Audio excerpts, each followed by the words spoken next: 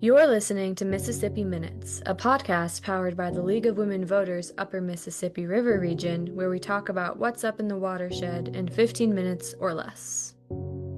I'm communications intern Dela Anderson, and today we'll be speaking with Pulitzer Prize winner Art Cullen about industrial agriculture with an Iowan twist.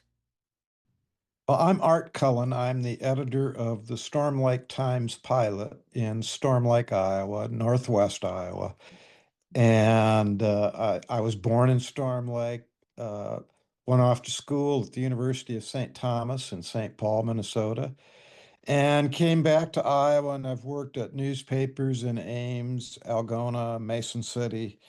And then my brother and I started the newspaper in Storm Lake back in 1990. 2017, we were fortunate to win the Pulitzer Prize for editorial writing about surface water pollution in Iowa. And so that was sort of our claim to fame. And since then, I've written two books, and I've also done a couple documentaries that are on YouTube. It's part of a series called What's Eating Iowa.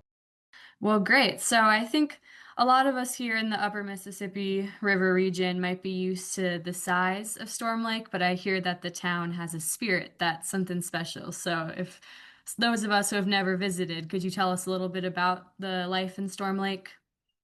Well, yeah, Storm Lake is a very interesting place. It's where a lot of huge macro factors all converge.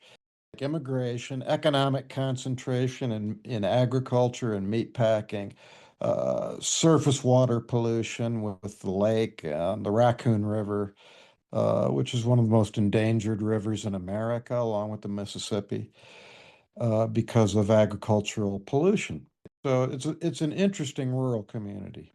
Over 30 languages are spoken here. I assume from your reporting and your work that you are concerned about some of the water quality challenges there. Would you say that people share that sentiment? What's the general attitude like? Over 70% of Iowans surveyed believe that water quality is an urgent concern in Iowa. And so, yeah, I think most people here, over 70% of people here voted in a bond issue to dredge Storm Lake and restore its quality. They've been concerned for many years about the consolidation and concentration that leads to water pollution in Iowa. Mm. That we didn't have a polluted Raccoon River, and Des Moines didn't need a nitrate removal system, the world's largest, before 1980. And that's when we really kind of stepped with both feet into industrial agriculture. From a state of diversified agriculture, small farms, Mm. every farm had chickens, hogs, and cattle. Now you're a specialist in either row crop production, or you have huge hog houses, or you're running a chicken complex with 5 million hens in it. Are there any modern day solutions or success stories that give you hope that haven't been quite so industrialized? The fact that you and I are speaking about it is something new. This Mm. wasn't happening 20 years ago.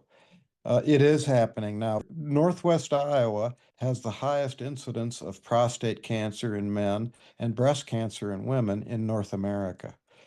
Uh, and it also has the densest concentration of livestock. Is there a relationship? It's entering people's minds. And so the conversation is changing. And farmers are looking for ways to save money. At the same time, they want clean air and water too. Using cover crops in the winter to reduce soil erosion and nitrate runoff.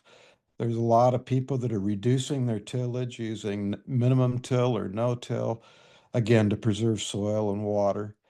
There's some good new strategies and technology, but it seems like to you, what's exciting is the fact that it's just a conversation. And I know as a journalist, storytelling is probably a tool you use. And so I would love to hear more about your new book.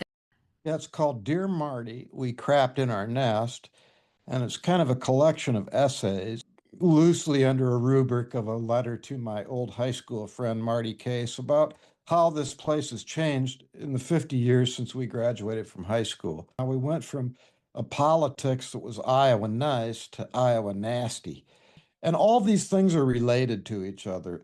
The consolidation, the farmers trying to find new ways to grow crops and diversify in an era of climate change, and how rural communities are trying to cope with all this change of the last half century. Iowa we've turned into a second world economy here where we ship out natural resources and young people like yourself uh, in return for minimum wage.